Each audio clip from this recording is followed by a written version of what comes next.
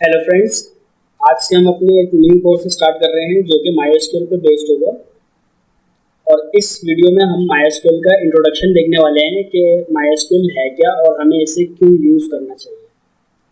तो चलिए वीडियो में आगे बढ़ते हैं। What is MySQL? MySQL असल में है क्या? MySQL एक तरह का डेटाबेस मैनेजमेंट सिस्टम है, यानी कि डेटाबेस को मैनेज करने का एक सॉफ्टवेयर है। अब सवाल ये पैदा होता है कि डेटाबेस क्या है?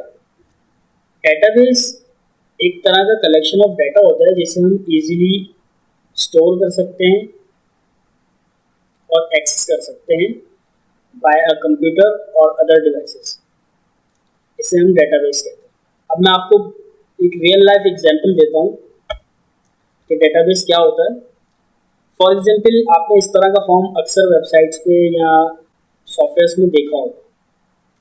इस तरह के फॉर्म में क्या होता है कि जब भी आप इसमें अपना डाटा फिल कर देते हो, जैसे कि इसमें नेम, एज और जेंडर का डाटा है, जिसे आप जैसे ही फिल करके सबमिट करोगे तो वो कुछ इस टाइप के फॉर्मेट में डेटाबेस में जाके सेव हो जाएगा। इस फॉर्मेट में डाटा को सेव करने को ही हम कहते हैं कलेक्शन ऑफ डाटा। और इसी तरह बहुत सारा कलेक्शन ऑफ डाटा अगर हमारे पास हो तो उसे हम कहते हैं डेटाबेस, जिसमें हमारा बहुत सारा डाटा स्टोर हो। तो हम समझते हैं कि डेटाबेस वर्क कैसे करता है। How DBMS work? DBMS means database management system. अब यहाँ पे ये देखें कि फॉर एग्जांपल क्लाइंट साइड से एक रिक्वेस्ट हम डेटाबेस पे भेजना चाहते हैं तो हम इसे डायरेक्टली नहीं भेज सकते। इसके लिए हमें रिक्वायर्ड होगा एक DBMS यानी कि डेटाबेस मैनेजमेंट सिस्टम, क्योंकि डेटाबेस उसे डायरेक्टली हैंडल नहीं कर सकता, तो DBMS उस क्वेरी को या उस रिक्वेस्ट को हैंडल कर लेगा जो भी क्लाइंट साइड से आ रही है। तो उसमें होता ये है कि क्लाइंट साइड से एक रिक्वेस्ट सबसे पहले DBMS के पास जाती है। DBMS उसे डेटाबेस के लिए रीडेबल फॉर्मेट में डेटाबेस तक भेजता है और उसके रिस्पॉन्स में डेटाबेस DBMS को कुछ डाटा सेंड करता है, जो कि DBMS उसे क्लाइंट साइड लोड कर देता है जो भी डेटाबेस से डाटा आया है। वर्ल्ड में कुछ पॉपुलर DBMS सॉफ्टवेयर है, जैसे कि Oracle, MySQL, Microsoft SQL server, MySQL, PostgreSQL और MongoDB। ये सभी पॉपुलर DBMS सॉफ्टवेयर हैं। इसके अलावा भी बहुत से हैं, लेकिन सबसे पॉपुलर मैंने आपको शो कर दिए। अब देखें, दो टाइप के DBMS सॉफ्टवेयर होते हैं, मतलब रिलेशनल और NoSQL। सबसे पहले हम रिलेशनल को देख लेते हैं। रिलेशनल डेटाबेस मैनेजमेंट सिस्टम में कुछ इस फॉर्मेट में डाटा सेव होता है, यानी कि हम डाटा को एक टेबुलर फॉर्मेट में सेट करते हैं और हर टेबल का कोई ना कोई कॉलम किसी और टेबल के कॉलम से कनेक्ट होता है और इसी कनेक्शन के थ्रू हम एक टेबल से दूसरे टेबल को एक्सेस कर सकते हैं और बहुत सारे टेबल्स का डाटा एक साथ भी रीड कर सकते हैं, क्रिएट कर सकते हैं, डिलीट कर सकते हैं और डिफरेंट तरह का वर्क कर सकते हैं। तो इस तरह का डाटा बनाने के लिए आपको MySQL की नीड होगी।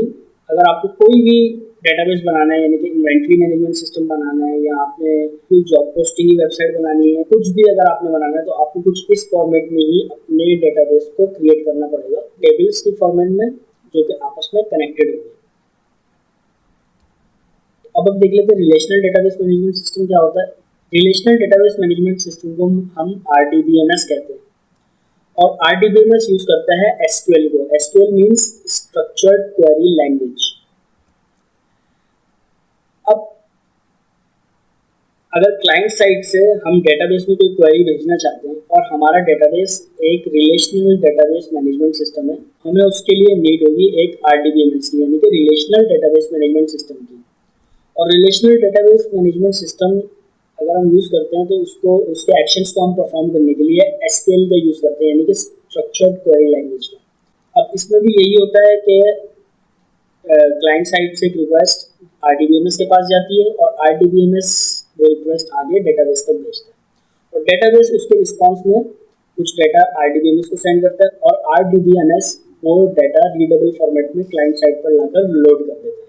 पॉपुलर RDBMS सॉफ्टवेयर्स हैं, जिसमें से कुछ ये हैं, जैसे कि Oracle, Microsoft SQL server, MySQL और PostgreSQL। अब हम देखते हैं NoSQL database management system. NoSQL database management system में कोई भी डाटा टेबुलर फॉर्मेट में सेव नहीं होता, यानी कि टेबल्स के फॉर्मेट में वो डाटा सेव नहीं होता। NoSQL डेटाबेस में हम डाटा को डॉक्यूमेंट के फॉर्मेट में सेव करते हैं। वर्ल्ड में बहुत से popular NoSQL database management system है, यानी कि MongoDB, Redis और Cassandra। इसके अलावा भी बहुत से NoSQL डेटाबेस मैनेजमेंट सिस्टम है, जिसमें से MongoDB का इन फ्यूचर में पूरा कोर्स बनाऊंगा। तो इसके लिए चैनल को सब्सक्राइब कर लें और बेल आइकन को क्लिक कर दें, ताकि मेरे हर आने वाले न्यू कोर्स और न्यू वीडियो का आपको नोटिफिकेशन मिल जाए। अब हम देखते हैं एडवांटेजेस ऑफ MySQL कि MySQL को यूज़ करने के एडवांटेजेस क्या हैं। सबसे पहला एडवांटेज तो ये है कि ये क्रॉस प्लेटफॉर्म है, मतलब कि आप इसे विंडोज़, मैकओएस या लिनक्स पर भी डाउनलोड कर सकते हैं और यूज़ कर सकते हैं। इसका दूसरा एडवांटेज ये है कि हम इसे किसी भी प्रोग्रामिंग लैंग्वेज के साथ यूज़ कर सकते हैं, मतलब हम इसे PHP के साथ भी यूज़ कर सकते हैं, C# के साथ भी यूज़ कर सकते हैं, हम इसे Node.js के साथ भी यूज़ कर सकते हैं, Python के साथ भी यूज़ कर सकते हैं। इसके अलावा और भी बहुत सारी हम प्रोग्रामिंग लैंग्वेजेस के साथ इस MySQL डेटाबेस को यूज़ कर सकते हैं। मतलब कि हमारे पास ये लाजिम नहीं है कि हम इसे सिर्फ और सिर्फ PHP पर यूज़ करें, हम दूसरे प्रोग्रामिंग लैंग्वेजेस के साथ भी इसको यूज़ कर सकते हैं। तीसरा एडवांटेज ये है कि MySQL सॉफ्टवेयर एक ओपन सोर्स सॉफ्टवेयर है, मतलब कि आपको इसके लिए किसी को भी कोई भी फी पे करने की नीड नहीं है, आप इसे फ्रीली डाउनलोड कर सकते हैं इंटरनेट से। चौथा एडवांटेज ये है कि ये एक RDBMS सॉफ्टवेयर है, मतलब कि रिलेशनल डेटाबेस मैनेजमेंट सिस्टम है।